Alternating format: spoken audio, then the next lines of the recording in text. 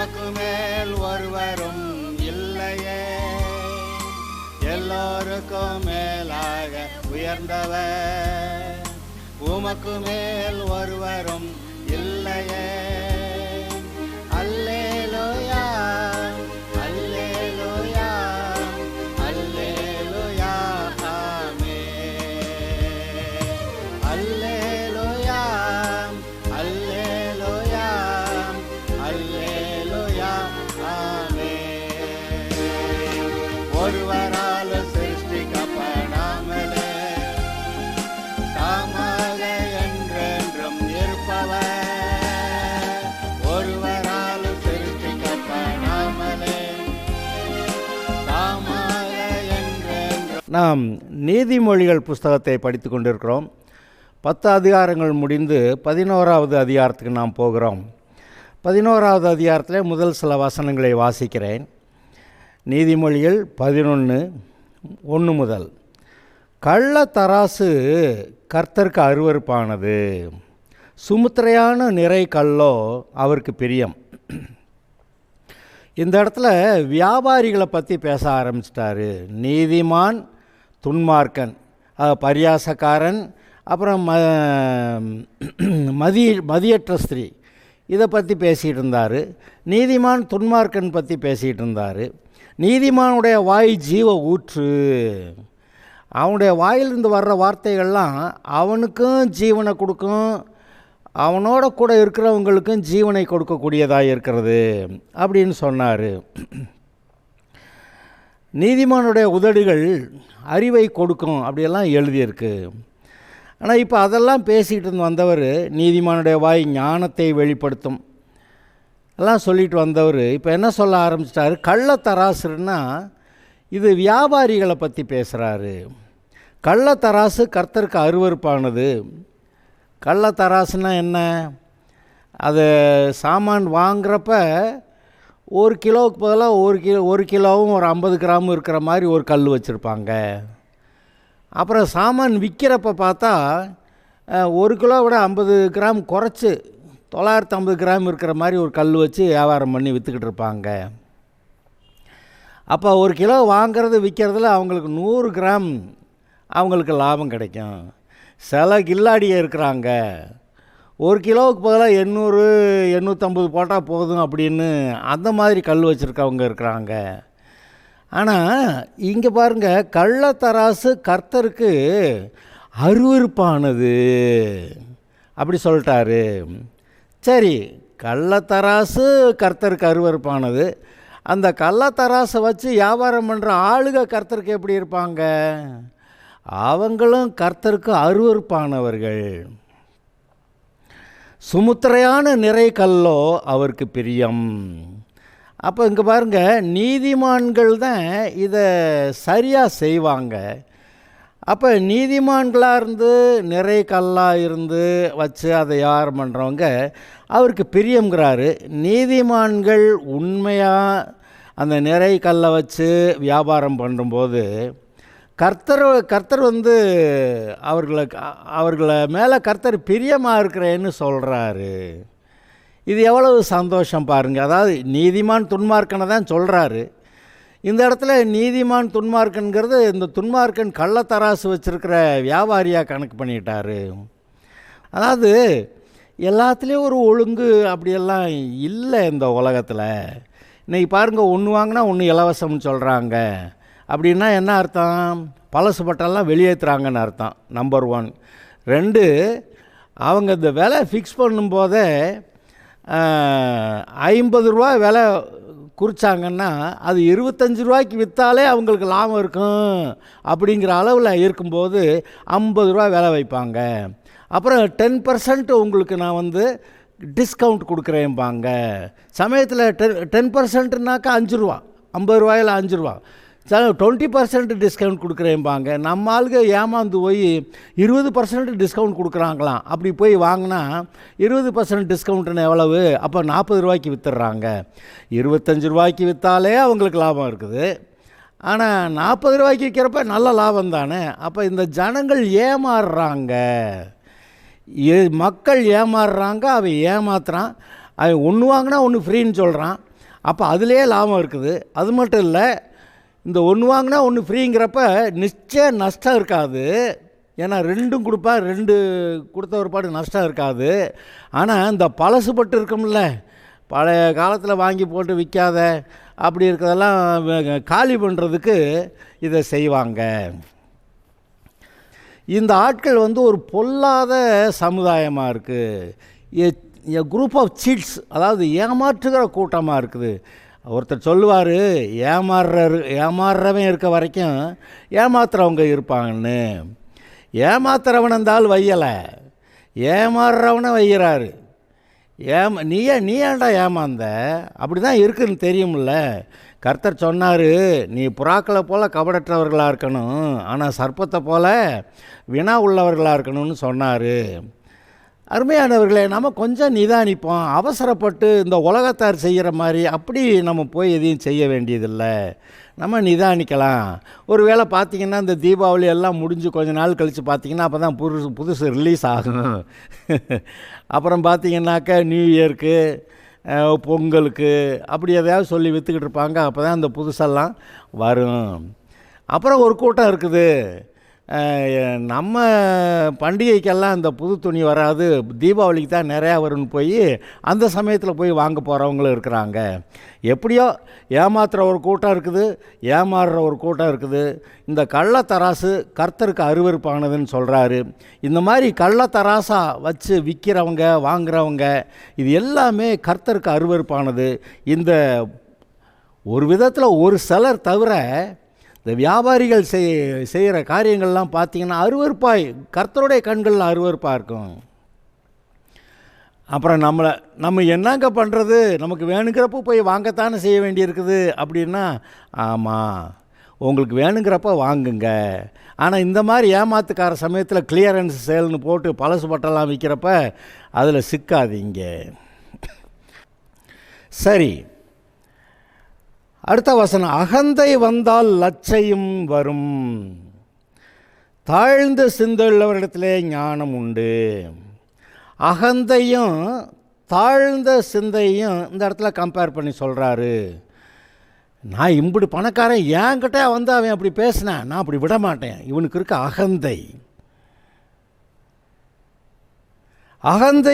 அகந்தை வந்தால் பின்னாடியே கெட்ட பேரும் வரும், கேவலமும் வந்துடும். ஏன்னா எதையாவது அகந்தையாக பேசுவான், அதுக்கு இவனுக்கு பதில் கொடுக்குற மாதிரி எவனாவது அங்கே ஒரு ஆள் இருப்பான். அகந்தை வந்தால் லச்சையும் வரும், தாழ்ந்த சிந்தை உள்ளவரிடத்தில் ஞானம் உண்டு. தாழ்ந்த சிந்தனை என்னது? நம்ம பலத்தில் ஒன்றும் இல்லை, கர்த்தரை சார்ந்துக்கணும். அல்லது இந்த உலகத்தார் சொல்லுவாங்க முதியோர் மொழி அப்படி சொல்லுவாங்க. அவங்க வந்து இந்த அனுபவசாலிகள், வயதான ஆட்கள், அநேக அனுபவசாலி, நல்ல மனிதராக இருக்கிற அனுபவசாலிகள்.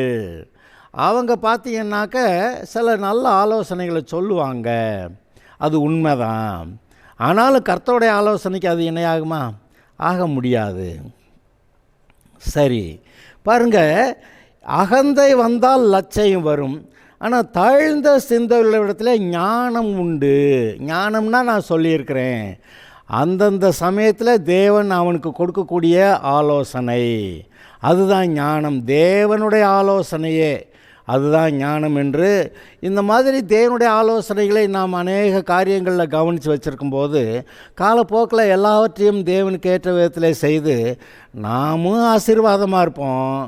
நம்முடைய குடும்பத்தார், நம்ம சுற்றி நம்மை அண்டி கொண்டு இருக்கிறவர்களுக்கெல்லாம் நல்ல ஞானமான ஆலோசனைகளை இன்றைக்கி கொடுக்கறதுனால அவங்களும் ஆசீர்வாதமாக இருப்பாங்க. இவங்க எல்லாருமே கர்த்தரை சார்ந்து கொண்டு வாழ்க்கையில் முன்னேற வாய்ப்பு இருக்கிறது. கவனிச்சிங்களா? ஓகே. செம்மையானவர்களுடைய உத்தமம் அவர்களை நடத்தும், துரோகிகளின் மாறுபாடு அவர்களை பாழாக்கும். இங்கே இன்னொரு கப்லெட், அதாவது 2 காரியங்களை சொல்லிக்கிட்டே ஒவ்வொரு வசனத்துலையும் 2 காரியத்தை சொல்லிட்டு வர்றார். முதல்ல கள்ளத்தராசுனார், அப்புறம் சுமுத்திரையான நிறைகள்னார், அடுத்து அகந்தை சொன்னார், அதோடு சேர்ந்து தாழ்ந்த சிந்தையுள்ளவர்கள்னு சொன்னார். இப்போ செம்மையானவர்களையும் துரோகிகளையும், மாறுபாடுள்ள துரோகிகள் அப்படி சொல்கிறாரு. செம்மையானவர்கள்னால் என்ன செம்மை? தேவன் ஒருத்தர் தான் அப்சொல்யூட், அவர் ஒருத்தர் தான் உண்மையானவர், அவர் ஒருத்தர் தான் பரிசுத்தர், அவர் ஒருத்தர் தான் நல்லவர், அவர் தான் செம்மையானவர். இப்போ நம்ம மொழிகளில் செம்மொழி அப்படின்னு சொல்லி சொன்னாங்கல்ல, ஏன் செம்மொழி? அது இருக்கிற மொழிகள்லேயே எல்லா விதத்திலும் இலக்கணங்கள் எல்லாவற்றிலும், எழுத்து இலக்கணங்கள் எல்லாவற்றிலும் அது சரியாக இருக்கிறது. இந்த உலகத்தில் இருக்கிற மற்ற எந்த மொழியும் இந்த தமிழ் தவிர செம்மொழி கிடையாது. இன்றைக்கி ஆங்கில உலகமெல்லாம் பேசப்படுகிறது, ஆனால் அது செம்மொழியான்னா செம்மொழி கிடையாது. இந்த மாதிரி செம்மொழின்னு சொன்னோம்னா பெர்ஃபெக்ட்டு அப்படி எதிர்பார்க்குறோம். பரலோகத்தில் இருக்கிற உங்களுடைய பிதா பூரண சர்க்குணராக இருக்கிறது போல், ஆஸ் ஹீ இஸ் பெர்ஃபெக்ட், அதாவது அவர் செம்மையாக இருக்கிறது போல், உங்களுடைய பரலோகத்தில் இருக்க உங்கள் பிதா பூரண சர்க்குணராக இருக்கிறது போல் நீங்களும் பூரண சர்க்குணராய் பெர்ஃபெக்டாக இருங்க அப்படின்னு சொல்கிறாரு. யார் பெர்ஃபெக்டா? கர்த்தர் ஒருத்தர் தான் பெர்ஃபெக்ட்டு. நல்ல போதகரே அப்படின்னு ஒரு ஆள் வந்து இயேசுநாட்ட வர்றான்.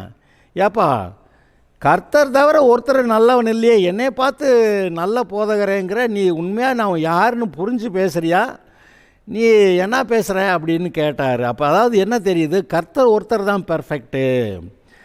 இங்கே செம்மையானவர்களுடைய உத்தமம், அதாவது தேவன் எப்படி செம்மையானவராக உத்தமமாக பெர்ஃபெக்டாக இருக்கிறாரோ அதுபோல் அவரோட சேர்ந்துக்கிட்டவன் செம்மையானவன்.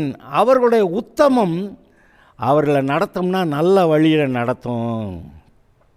இங்கே தான் பாருங்கள், எல்லா காரியங்களுக்கும் கர்த்தரை சார்ந்து கொண்டு அவருக்கு பிரியமாக, அந்த உன்னுடைய நண்பன் யாருன்னு சொல்லு, நீ யாருன்னு நான் சொல்கிறேன்னு சொல்லுவாங்க. அங்கே நண்பன் வந்து துன்மார்க்கன்னா நீ நிச்சயமாக துன்மார்க்கன் தான். ஆனால் உன்னுடைய நண்பன் வந்து உண்மையிலேயே ஒரு நல்ல ஒழுக்கமுள்ள நல்ல மனுஷனாக இருக்கிறான்னு நீ சொன்னேன்னா அப்போ உன்னை ஒரு நல்ல ஒழுக்கமான மனுஷன் எதிர்பார்க்கலான்னு சொல்கிறாங்க. உன்னுடைய நண்பன் யாருன்னு சொல்லு, நீ யாருன்னு நான் சொல்கிறேன்னு சொல்கிறாங்கல்ல. இங்கே என்னது? செம்மையானவர்களை உத்தமம் அவர்களை நடத்தும். அப்போ இந்த கர்த்தருக்கு பிரியமாக நல்ல ஒழுக்கத்தோடு கூட நற்குணசாலியாக வாழ்கிறவங்க, அப்படி புத்தி இருக்கிறவங்க, அவங்க செம்மையான வழியில் கர்த்தருடைய வழியில் நடக்கிறாங்க. நீங்கள் அவங்களோட சேர்ந்துருந்தீங்கன்னா நீங்களே அப்படி ஆயிடுவீங்கன்னு. ஆனால் இங்கே கான்ட்ராஸ்டில் என்ன சொல்கிறாரு? செம்மையானவர்களுக்கு ஆப்போசிட்டு துரோகிகள், துரோகிகளின் மாறுபாடோ அவர்களை பாழாக்கும். துரோகி யாருங்க? ஒரு ஒரு ஒரு ஆள்கிட்ட போய் அண்டி குடியிருக்கிறப்ப அந்த மனுஷனுடைய உதவியினால் நல்லா வாழ்ந்துட்டு இருந்துட்டு, அந்த மனுஷனுடைய உதவியினால் நல்லா வாழ்ந்துட்டு கொஞ்ச நாள் கழித்து அந்த உதவி செஞ்ச மனுஷனுக்கே கேடாக எதையாவது செய்கிறாங்க பார்த்தீங்களா? அவங்க தான் துரோகிகள்.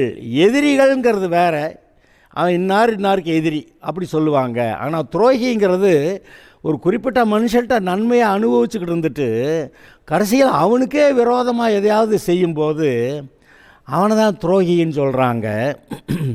செம்மையானவர்களோட உத்தமங்கிறப்ப கர்த்தருடைய வழியில் உத்தமமாக செவ்வையாக நடக்கிறது.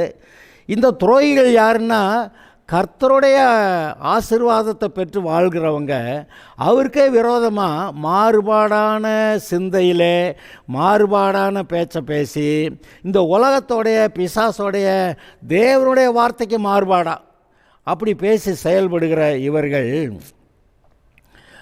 அவர்களுடைய வழி அவர்களை தாறுமாறாக்கும், பாழாக்கும். இங்கே பாருங்க, கள்ளத்தராசு கர்த்தருக்கு அருவருப்பானது, சுமுத்திரையான நிறை கல்லோ அவருக்கு பிரியம். அகந்தை வந்தால் லட்சையும் வரும், தாழ்ந்த சிந்தையுள்ளவரிடத்திலே ஞானம் உண்டு. செம்மையானவர்களே உத்தமம் அவர்களை நடத்தும், துரோகிகளின் மாறுபாடோ அவர்களை பாழாக்கும்.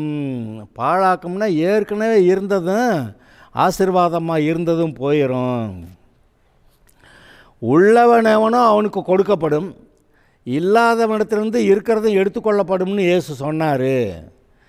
அது மாதிரி தான் சொன்னார். இந்த ஒரு தாளந்து வாங்கினவன் ஒன்றும் சம்பாதிக்கலை, ஆனால் இந்த எஜமானனை பற்றியே பொல்லாத ரிப்போர்ட் கொடுத்தான். கடைசிக்கு அவன்கிட்ட பிடுங்கி அந்த 10 தாலந்து வச்சுருந்தானே அவன்கிட்ட கொடுன்னாரு. இவங்க கேட்குறாங்க, அவன்கிட்ட தான் ஏற்கனவே 10 இருக்குதுல்ல, அவனுக்கு என்னத்துக்கு நீங்கள் இன்னும் கொடுக்குறீங்கன்னா, உள்ளவனவனும் அவனுக்கு கொடுக்கப்படும், இல்லாதவனிடத்துலேருந்து இருக்கிறதும் எடுத்துக்கொள்ளப்படும். இந்த ஒன்று வச்சுருந்தேன், அதை ஒழுங்காக வச்சு இன்னொன்று சம்பாரிச்சிருக்கலாம், ஆனால் அதை கடைசிக்கு அவன் சீலையில் சுற்றி பத்திரம் பண்ணி வச்சு, நீங்கள் ரொம்ப பொல்லாதாள்னு எனக்கு தெரியும், அதனால் பத்திரமா வச்சுருந்தேன், இந்தா பிடிச்சிக்கோங்க அப்படின்னு சொல்லி கொடுக்குறான். பொல்லாதவனும் சோம்பனுமான ஊழியக்காரனே அப்படி சொல்லிட்டு இவனை பிடிச்சி கொண்டு புறம்பான இருளிலே போடுங்கள் அப்படின்ட்டாரு. அதாவது என்ன நடக்குதுன்னா, இவனுக்கு இருந்ததும் போயிடுது. அந்த மாறுபாடான துரோகிகளின் மாறுபாடு அவர்களை பாழாக்கும், இருக்கிறதும் இல்லாமல் போயிருங்கிறத சொல்கிறாரு. அருமையானவர்களே, நம்முடைய வழிகளை நாம் சிந்தித்து பார்ப்போமாக. நாம் எல்லாருமே ஏதோ ஒரு விதத்தில் ஆரம்ப கட்டங்களில் தப்பாக நடந்தவங்க தான். நம்ம அநேக காரியங்களில் சரியாக இருப்போம், ஆனால் 1-2 விஷயங்களில் இது ஒன்றும் தப்பு இல்லைன்னு செஞ்சு அப்புறம் அதுக்கப்புறம் 1-2 வருஷங்களுக்கு கழித்து பார்த்தா, நம்ம அப்படியெல்லாம் செஞ்சுருக்கக்கூடாது அப்படின்னு நம்மை நாமே நொந்து கொள்ளக்கூடிய காரியங்கள் உண்டு, பார்த்திங்களா? அதனால் இப்போ நீங்கள் இதெல்லாம் கவனித்து நம்முடைய எண்ணங்களை தேவனுக்கு ஏற்ற எண்ணங்களாய் மாற்றுகிறது தான் சரி. அப்படி மாற்றும்போது தான் நம்ம நீதிமான்கள் அப்படிங்கிறதுல வர்றோம், அந்த ஆசீர்வாதத்துக்குள்ளே வர்றோம். இப்போது 1 யோவான் 1வது அதிகாரத்தில் ஒரு வசனத்தை நான் உங்களுக்கு வாசித்து காட்டுறேன், அது உங்களுக்கு இது புரியணும். 1 யோவான் 1வது அதிகாரம் 5லிருந்து வாசிக்கிறேன். தேவன் ஒளியாய் இருக்கிறார், அவரில் எவ்வளவேனும் இருள் இல்லை. இது நாங்கள் அவரிடத்தில் கேட்டு உங்களுக்கு அறிவிக்கிற விசேஷமாக இருக்கிறது. அடுத்த வரியை கவனிங்க. நாம் அவரோட ஐக்கியப்பட்டவர்கள் என்று சொல்லியும், கிறிஸ்டியன்ஸு ரட்சிக்கப்பட்டவங்க, நாம் அவரோட கூட ஐக்கியப்பட்டவர்கள் என்று சொல்லியும் இருளிலே நடக்கிறவர்களாக இருந்தால் சத்தியத்தின்படி நடவாமல் பொய் சொல்லுகிறவர்களாக இருப்போம். அது முக்கால்வாசி சத்தியத்தில் நடக்கிறது, அப்புறம் கொஞ்சம் ஏதாவது இருளில், பொய்யில், பிசாசுடைய ஆலோசனையில், நம்முடைய உலக பாரம்பரியங்களில், நம்முடைய குடும்ப காரியங்கள்ங்க அப்படி சொல்லி எதையாவது சொல்லி அந்த கர்த்தருடைய ஆலோசனைக்கு விட்டு வெளியே போய் அவர் எப்படி ஒளியில் இருக்கிறாரோ அந்த ஒளியில் இல்லாமல் கொஞ்சம் அப்படி அட்ஜஸ்ட் பண்ணிக்கிறேங்கன்னு ஒரு இருளில் போகிறப்ப அப்படி சத்தியத்தின்படி நடவாமல் பொய் சொல்லுகிறவர்களாக இருப்போம். இப்போ அடுத்த வரியை கவனிங்க, இதான் ரொம்ப முக்கியமானது. இதில் பாதி வசனம் எல்லாருக்கும் தெரியும். அவருடைய குமாரனா இயேசு கிறிஸ்துவின் ரத்தம் சகல பாவங்களை நீக்கி நம்மை சுத்திகரிக்கும், இது எல்லாருக்கும் மனப்பாடம் தான். ஆனால் அதுக்கு முந்தின வரி என்ன சொல்லுது? 7வது வசனத்தில் முந்தின வரி, அவர் ஒளியில் இருக்கிறது போல நாமும் ஒளியிலே நடந்தால் ஒருவரோடொருவர் ஐக்கியப்பட்டிருப்போம். இந்த விசுவாசிகளாக நாம் இருக்கிறோமே, நமக்கு அநேக சபைகள் உண்டு. விசுவாசிகளாக அது மாத்திரமல்ல, ஃபுல் காஸ்பல் அப்படின்னு வேறு சொல்லுவோம். ஃபுல் காஸ்பல் சர்ச்சுன்னு சொல்லிக்கிடுவோம். ஆனாலும் அவனும் ஃபுல் காஸ்பல் சர்ச்சு, இவனும் ஃபுல் காஸ்பல் சர்ச்சு, இவனும் ஃபுல் காஸ்பல் சர்ச்சு. ஆனால் இந்த 4 பேரும் ஒன்றா சேர்ந்து நடக்க மாட்டாங்க. அவங்க பாஸ்டருக்கு உண்மையாக இருக்காங்களாம், இந்த பாஸ்டருக்கு உண்மையாக இருக்கான், அப்படி எதையாவது சொல்லி, இல்லாட்டி அவங்கக்கிட்ட ஏதோ ஒரு குறைய சொல்லி அவங்களோட சேர்ந்து நடக்க மாட்டாங்க. இந்த 4 பேரும் பரலோகம் போகிற கேஸ் தான். 4 பேரும் பரலோகம் போகிற கேஸ் தான். ஆனால் அவங்களோட நமக்கு ஐக்கியம் இல்லைன்றுவாங்க. பழகுவாங்க, நல்ல மனுஷர் சர்ச்சுக்கு போகிறாங்களான்னு சொல்லுவாங்க. ஏன் எங்கள் சர்ச்சுக்கு வரக்கூடாது, நீங்கள் எங்கள் சர்ச்சுக்கு வாங்கன்னு சொல்லுவாங்க விசுவாசிகளை. ஏன்னா அவங்கக்கிட்ட கொஞ்சம் குறை இருக்குதான், அந்த குறை இங்கே வந்தால் சரியாக போயிடுமா. அது ஒன்றுக்கும் உதவாத குறையாக இருக்கும். இவங்க கண்ணில் குறையாக இருக்கிறது அவங்க கண்ணில் ஆசீர்வாதமாக இருக்கும். இதுக்கு நான் என்ன செய்ய? இந்த மாதிரி இயேசுவை ஏற்றுக்கொண்டு கர்த்தர்கிட்ட உண்மையாக பரிசுத்தமாக வாழ்ந்து நகை போட்டுக்கிட்டு இருக்கிறவங்களும் பரலோகம் தான் போகிறாங்க.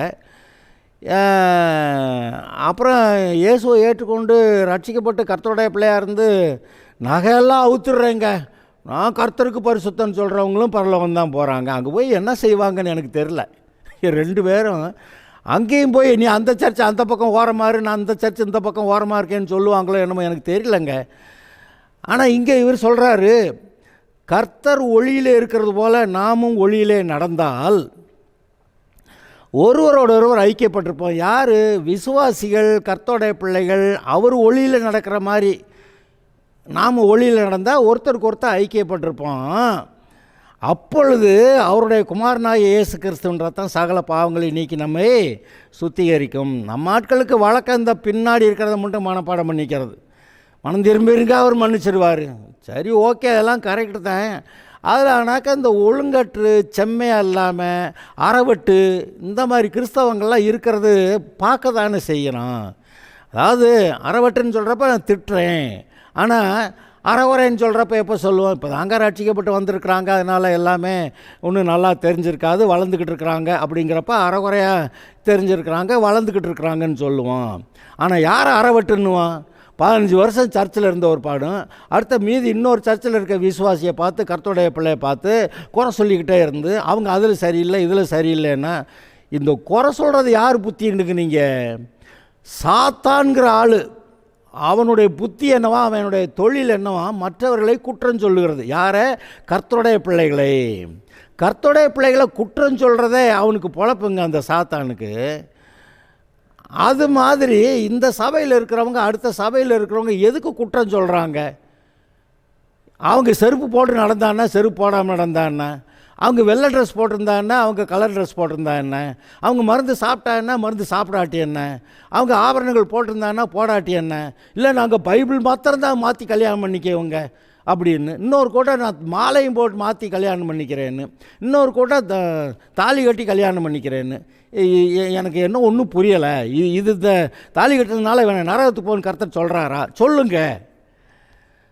அதாவது செம்மையானவர்கள்ங்கிறப்ப அது அந்த வார்த்தை வேறங்க. இது சும்மா சாதாரண வார்த்தை கிடையாது. As God is perfect in the heaven, பரலோகத்தில் இருக்கிற உங்கள் பிதா பூரண சர்க்குணராக இருக்கிறது போல். சர்க்குணம், பூரண சர்க்குணம். செம்மைனாக்கா என்னது? அது பர்ஃபெக்ட்டு, அதில் ஒன்றுமே பழுதில்லை, ஒரு குறைவும் இல்லை. அப்படி செம்மையானவர்களுடைய உத்தமம், அது உத்தம இருதயம். கர்த்தர் ஆபிரகாம்கிட்ட சொன்னார், நீ எனக்கு முன்பாக நடந்து கொண்டு உத்தமனாயிரு. அந்த இருதயத்தை பற்றி பேசிக்கிட்டு இருக்கிறாரு. ஹலோ, இங்கே பாருங்கள், எனக்கு வந்த ஒரு பிரச்சனையை நான் இப்போ இன்றைக்கி உங்கள்கிட்ட சொல்கிறேன். நான் இயேசுவை ஆண்டவராக ஏற்றுக்கொண்டு வந்தேன், ரட்சிக்கப்பட்டேன். சரி, ஆனால் இந்த நகையை அவுக்கிற கூட்டத்தில் தான் நான் ரட்சிக்கப்பட்டேன். அவங்க நகையை அவுத்தரணும், இல்லாட்டி ஞானஸ்நானம் கொடுக்க மாட்டாங்க. ரட்சிக்கப்பட்டேன், ஆனால் ஞானஸ்நானம் எடுக்கணும்னாக்கா நகையை அவுத்துருக்கணுன்ட்டாங்க. நாங்கள் கொஞ்சம் கவனித்தோம், என்ன தான் நடக்குதுங்க அப்படின்னு பைபிளை பிரட்டி வாசிக்க ஆரம்பிச்சிட்டான். இந்த ஆளுக என்னமோ இவங்க ஒரு கூட்டம் இப்படி இருக்காங்க, இன்னொரு கூட்டம் அப்படி இருக்குது, இன்னொரு கூட்டம் அப்படி இருக்குது. அதனால் சர்ச்சை தொடங்குறதுக்கு முன்னாடி திண்டுக்கல்லில் இருக்க எல்லா சர்ச்சுக்கும் போய் பார்த்துட்டு தான் அவங்க என்ன செய்கிறாங்க, அவங்க என்ன போதிக்கிறாங்க அப்படிங்கிறதெல்லாம் பார்த்துட்டு தான் சர்ச்சை ஆரம்பிக்கிறதுன்னு தீர்மானித்தோம். நான் இந்துவாக இருந்து வந்தேன், எனக்கு ஆர்சியா சிஎஸ்ஐயா பெந்தகோஸ்தா எனக்கு அதை பற்றி கவலை இல்லை, கர்த்தர் என்ன பேசுகிறாரு அப்படி யோசித்தேன். அப்படி யோசித்தப்ப கடைசிக்கு பார்த்தா இந்த பைபிள் கோட்பாடுகள், டாக்ட்ரின்ஸு, பைபிள் டாக்ட்ரின்ஸு அது எல்லாருக்கும் ஒன்று தான். ஆனால் இந்த பெந்தகோஸ்தே சபைன்றவங்க அவங்கவுங்க தலைவர்கள் என்ன சொன்னாங்களோ அதை கோட்பாடுகளாக மாற்றிட்டாங்க. அது எங்களுக்கு புரிஞ்சுது. நாங்கள் ஆரம்பத்திலேயே கொஞ்சம் கவனமாக இருக்கணும்னு யோசித்தோம். இங்கே பாருங்க, ஒரு காரியம் நடந்தது. பேதுரு அந்த கொர்னேலியஸ் வீட்டில் போய் அங்கே பிரசங்கம் பண்ணணும்னு சொன்னார். கொர்னேலியு புறஜாதியான், அங்கே போய் பிரசங்கம் பண்ண அதெல்லாம் நமக்கு ஆகாதுன்னு இவன் இந்த சாப்பாடு ஐட்டத்துலேயே இதை அடித்து பூசின்னு சொல்கிறாரு. ஏன் வாய்க்குள்ளே இதெல்லாம் போனதே கிடையாது, இதெல்லாம் அசுத்தமானதுன்னு சொல்லிட்டான். கடைசிக்கு அவர் கர்த்தர் பரிசுத்தமாக்கினது நீ அசுத்தம்னு நினைக்காதேன்னு சொல்லி கடைசிக்கு அவனை போய் அதில் அவனை கன்வின்ஸ் பண்ணுறதுக்கே 2-3 தடவை அந்த கூடு இறங்கி அப்படி இப்படி சொல்லிகிட்டு இருக்கிறாரு. இவன் இந்த அசுத்தத்தெல்லாம் தொட மாட்டேன் அப்படின்னு சொல்லிக்கிட்டு இருக்கிறான். ஆனால் கர்த்தர் சொல்கிறார், நான் கர்த்தர் பரிசுத்தமாக்குனதே நீ அசுத்தம்னு என்னாதேன்னு. அந்த சமயம் பார்த்தா கதவை தட்டிக்கிட்டு இருக்கிறாங்க. என்னையா அங்கே கொர்னேலியை கூப்பிடுறாருயா அவங்கள. அப்புறம் கொர்நேலிய வீட்டுக்கு போனால் கொர்நேலிய வீட்டுக்கு போக சொல்கிறாருன்னு கர்த்தர் தான் போக சொல்கிறாரு. போ அப்படின்னு சொன்னால் அங்கே போய் நாங்கள் புறஜாதியாரோட ஐக்கியமாக இருக்கிறது யூதர்களுக்கு விளக்கமாக இருக்குதுன்னு உங்களுக்கு தெரியும், ஆனாலும் கர்த்தர் என்னை இங்கே வர சொன்னார், வந்திருக்கேன்னு சொல்லி புறஜாதியானோட வீட்டில் போய் பிரசங்கம் பண்ணி அவங்களெலாம் ரட்சிக்கப்பட வச்சுட்டு கடைசிக்கு அவங்களுக்கெல்லாம் ஞான ஸ்நானம் கொடுத்துட்டு அவங்க வீட்டில் சாப்பாடு கொடுத்தாங்களோ என்னமோ தெரில. அங்கே தான் நடந்திருக்கணும் அந்த விஷயம். ஏன்னா புறஜாதியோட வீட்டில் சாப்பிட்டுட்டு இப்போ நீ இது மாதிரி பண்ணுற அப்படின்னு மற்ற சீஷர் அப்போஸ்தலர் வந்தப்போ மெதுவாக ஒன்றும் தெரியாத மாதிரி ஒதுங்கிக்கிட்டானா. பர்னபாவும் அதனால் இழுப்புண்டான்னு போட்டிருக்கு. புறஜாதியானோட வீட்டில் சாப்பிட்டது பாவம்னு மொத்த அப்போஸ்தலர்கள்னு சொல்லிட்டாங்க. இதை நீங்கள் என்ன செய்ய போகிறீங்க? அப்போஸ்தலர்களே கூப்பிட்டு வச்சு விசாரிக்க போகிறீங்களா? கோர்ட் சீன் மாதிரி வச்சு எதுவும் நடத்த போகிறீங்களா? கர்த்தர் சொன்னதா, பவுல் சொன்னதா, பேதுரு சொன்னதான்னு ஏதாவது பேச போகிறீங்களா? இதில் என்ன செய்ய? நான் யோசித்து பார்த்தேன், பைபிளை படித்தேன், நகையை அவுக்கணுங்கிறத பற்றி அது போடலையே. எங்கெல்லாம் நகையை அவுக்க சொல்கிறாருன்னு பார்த்தா இந்த இஸ்ரவேலர் எகிப்தில் இருந்து வனாந்தரத்தில் கண்ணுக்குட்டி செஞ்சாங்க. கண்ணுக்குட்டி செஞ்ச பிறகு தான் அவர்களை நகை அவுக்க சொல்கிறாரு. நகை அவுத்து விட்டு துக்கமாக இருக்கட்டும், அப்போ தான் நான் என்ன செய்யணும்னு பார்க்குறேன் அப்படின்றாரு. இந்த யாக்கோபு நகையெல்லாம் எடுத்து கருவாலி மரத்தில் புதைச்சான்னு மட்டும்தான் சொல்லுவாங்க. ஆனால் அந்த தெய்வங்களையும் அந்த காதணிகளை அந்த தெய்வங்கள் படமெல்லாம் போட்டிருக்கோம், அதெல்லாம் வாங்கி புதைச்சான்னு போட்டிருக்கோம். அது மாதிரி நான் கேட்குறேன், இன்றைக்கி ஏன் போய் கருவாலி மரத்தடியில் புதைக்கலை? அதை செய்யணும்ல. ஆனால் அப்படி பார்க்குறப்ப உண்மையாகவே கர்த்தர் நகை மேலேயோ நகை போட்டுக்கிறதுலையோ ஒன்றும் பிரச்சனை இல்லை. கர்த்தர் தான் நகை நட்டெல்லாம் கேட்டு வாங்கன்னு சொல்லியிருந்தார். நான் இன்னொன்று சொல்கிறேன், எசேக்கியேல் 16வது அதிகாரத்தை எடுத்து நீங்கள் வாசிங்க, குறிச்சிக்கங்க. நிறைய பேர் பழைய ஏற்பாட்டில் ஒன்றும் வாசிக்க மாட்டாங்க, அப்படியே வாசித்தாலும் விளங்காது. இப்போ நான் சொல்கிறேன், எசேக்கியேல் 16வது அதிகாரத்தை எடுங்க, அதை வாசித்து பாருங்கள். கர்த்தரே ஒரு பிள்ளைக்கு நகை நட்டெல்லாம் போட்டு விட்டதாக எழுதியிருக்குது. இதுக்கு என்ன செய்ய போகிறீங்க? அது கர்த்தருடைய மனநிலை என்னவோ அதுக்கேற்றாப்புல நீங்கள் போகணுமே ஒழிய உங்கள் சபை தலைவர் இப்படி சொன்னார், இந்த சபை தலைவர் இப்படி சொன்னார், நீங்கள் அப்படி வாழ முடியாது. அப்படி வாழ்ந்தீங்கன்னா விசுவாசிகளாகிய உங்களுக்குள்ளே ஒரு ஐக்கியம் இருக்காது. அதனால தான் இங்கே சொல்கிறாரு, அவர் ஒளியில் இருக்கிறது போல் நாமும் ஒளியிலே நடந்தால் நாம் ஒருவரோட ஐக்கியமாக இருப்போம், அதாவது விசுவாசிகள் ஐக்கியமாக இருப்போம். ஆனால் அந்த ஐக்கியம் இப்போ இல்லை. சரி, அதை ஒன்றும் பெரிய குற்றம் இல்லைன்னு அது பரலோகம் போகாமல் தடுக்காது, ஆனால் கர்த்தருக்குள்ளே வளர்ச்சியில் தடுத்துரும். கர்த்தர் கொடுத்த இங்கே ஆசீர்வாதத்தை சாபமாக மாற்ற நான் ரெடி இல்லை. அது உங்களுக்கு சரிப்படலையா ஒதுக்கிடுங்க. நீங்கள் பைபிள் மட்டும்தான் மாற்றி கல்யாணம் பண்ணுவீங்க, ஓகே கல்யாணம் பண்ணி வைக்கிறேன். மாலை மாற்றிக்கிறீங்களா, ஓகே. தாலி கட்டிக்கிறீங்களா, கல்யாணம், சரி. நீங்கள் எப்படி செய்ய போகிறீங்கிறது எனக்கு கவலை இல்லை. ஆனால் நான் சொல்லி கல்யாணம் நடத்தி வச்ச ஏற்பாடு பிதா குமாரன் பரிசுத்த ஆவி நாமத்தினாலே இவர்கள் கணவன் மனைவியுமாய் குடும்பமாக இருக்கிறார்கள்னு சொல்லிடுவேன், அவ்வளவுதான். அது விசுவாசத்தினால. கர்த்தர் நல்லவர், அவருடைய ஆலோசனை என்ன அதை கேட்கறது தான் முக்கியமே ஒழிய. பவுல் என்ன சொல்கிறான், அவன் நியாயப்பிரமாணத்தின்படி குற்றஞ்சாட்டப்படாதவனாக வாழ்ந்தான். ஆனால் கடைசியில் என்ன சொல்லிட்டான், இயேசுநாதரை வேண்டான்னு இயேசுநாதரை ஏற்றுக்கிட்டவங்களே ஸ்தேவானெல்லாம் கல்லறிஞ்சு கொண்டது இவன் தான். கடைசியில் இன்னும் தமஸ்குள்ளேயும் போய் கிறிஸ்தவர்களை பிடிச்சிட்டு வரேன்ட்டு போனால் அங்கே கண்டுபிடிச்சிட்டான் போகிற வழியில் இயேசுநாதர் தான் ஆண்டவர்னு. அதுக்கப்புறம் என்ன செஞ்சால், கிறிஸ்டியன் ஆனது மட்டும் இல்லை, எங்களுக்கோ கிறிஸ்துவின் சிந்தை உண்டாகியிருக்கிறது, அவருடைய மனநிலை என்னவோ அது எனக்கு இருக்குன்னு சொல்லிட்டான். இன்றைக்கி நாம் எல்லாரும் கிறிஸ்துவின் சிந்தையை உண்டாக்கிக்கிறது முக்கியமாக. அப்படி கிறிஸ்துவின் சிந்தையை உண்டாக்கும் போது தானே நம்ம செம்மையானவர்களாக இருப்போம். அப்போ அந்த செம்மையானவர்களோட உத்தமம் தானே அவர்களை நல்ல வழியில் நடத்தும் அப்படி போட்டிருக்குது. நம்ம அதை விட்டுட்டு நம்ம இஷ்டத்துக்கு எதையாவது செஞ்சுக்கிட்டு இருக்க முடியாது. அருமையானவர்களே, கொஞ்சம் சிந்தியுங்கள், செம்மையான வழிக்கு வாருங்கள். உங்களுடைய பரலோக பிதா பூரண சர்க்குணராக இருக்கிறது போல் நீங்களும் பூரண சர்க்குணராயிருங்கள். விசுவாசிகள் ஒருவருக்கொருவர் அதாவது பிரச்சனை இல்லாமல் ஐக்கியமாக இருக்க பாருங்கள். Okay, God bless you.